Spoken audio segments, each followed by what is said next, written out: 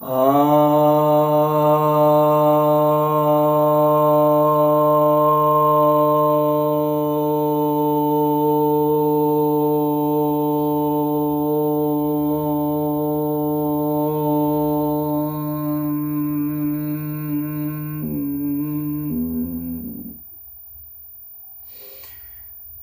भक्तजनों को सप्रेम नमन।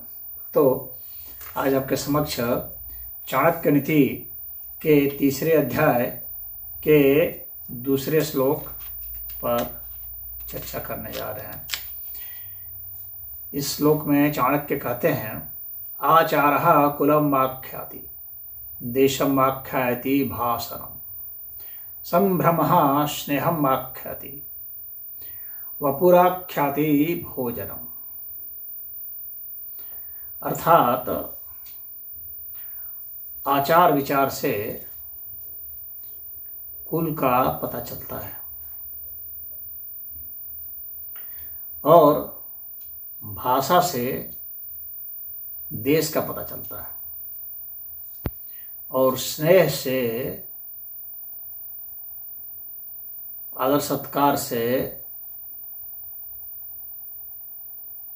प्रेम का पता चलता है कि कितना स्नेह है, और शरीर को देख करके भोजन का पता चलता है। कहने का तात्पर्य है कि जिसको जिस तरह के संस्कार मिले होंगे, उसके वंश परंपरा में, उसके परिवार में, कुल खानदान में जिस तरह के संस्कार होंगे, उसी हिसाब से वह व्यवहार करता है।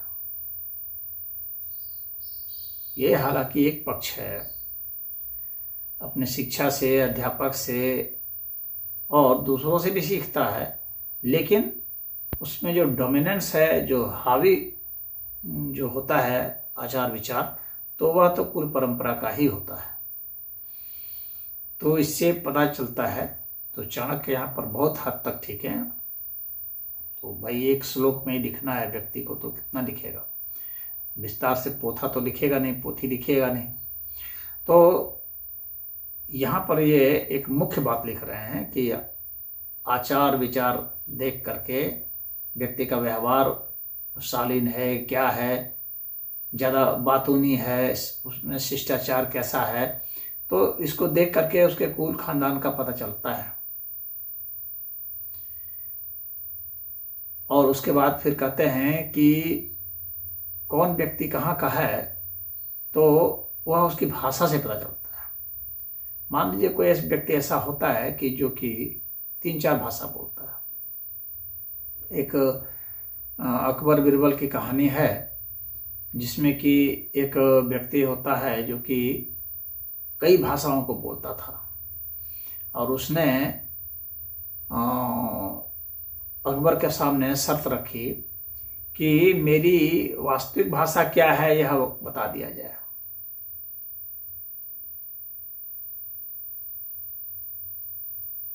यानी मेरी मातृभाषा क्या है तो वह बताया जाए। आपके यहाँ कोई विद्वान है तो बताएं।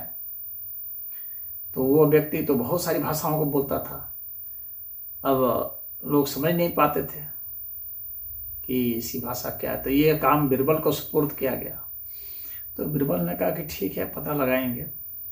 तो जब वह व्यक्ति सो गया तो उस समय झटके से उसे उठाने की कोशिश की गई, जब वो गहरी नींद में था।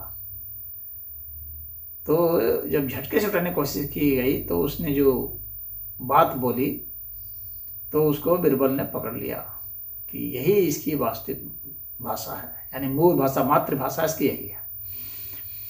यानी मातृभाषा के संस्कार इतने गहरे होते हैं कि जब आप बहुत विपत्ति में होते हैं उस समय, या हठात कुछ बात होती है, तो उस समय आपकी अपनी मातृभाषा ही निकलेगी।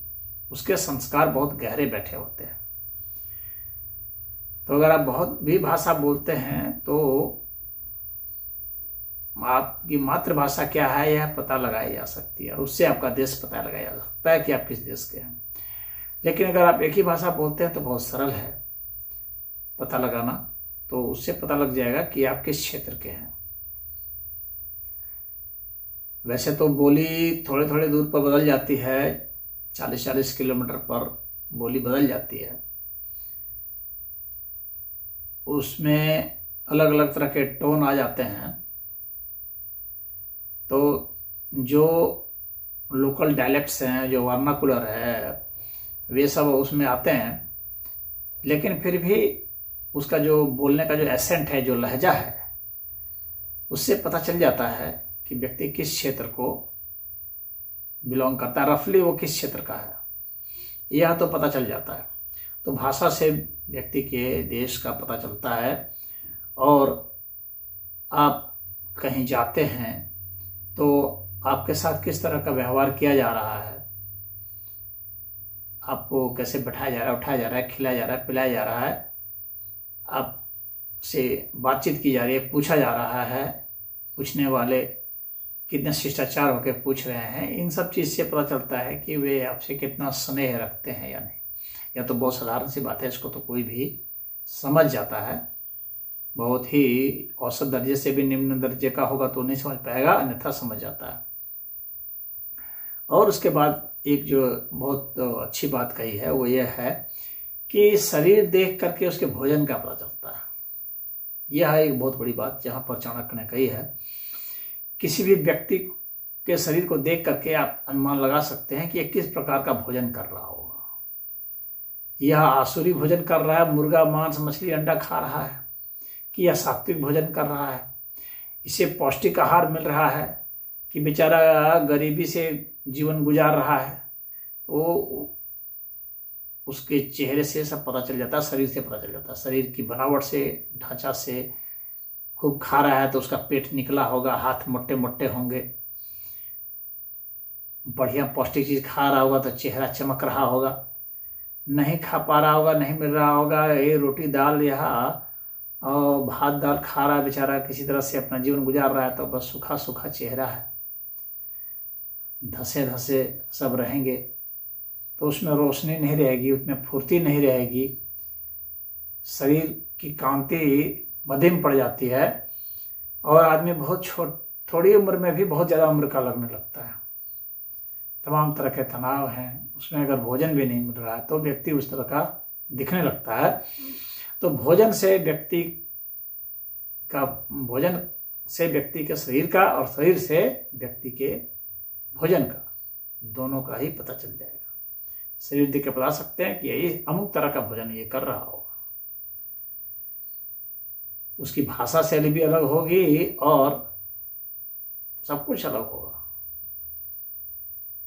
तो जो लक्षण शास्त्र के जानकार हैं, समुद्र शास्त्र के जानकार हैं, तो वे देख के समझ जाते हैं कि यह अमीर घर का है कि गरीब घर का है, वो उसके शरीर से। क्योंकि कपड़ा तो आप किसी को पहना सकते हैं, किसी गरीब आदमी को भी आप बहुत सुंदर सुंदर कपड़ा पहना सकते हैं,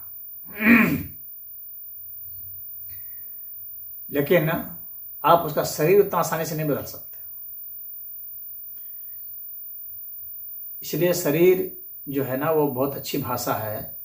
शरीर की भाषा को, जो बॉडी लैंग्वेज को जो पढ़ना जान गया है, वह आदमी की गहराई तक उतर जाता है और उसका आगा पीछा सब समझ जाता है। तो शरीर विज्ञान का यहाँ पर रहस्य चाणक्य बता रहे हैं।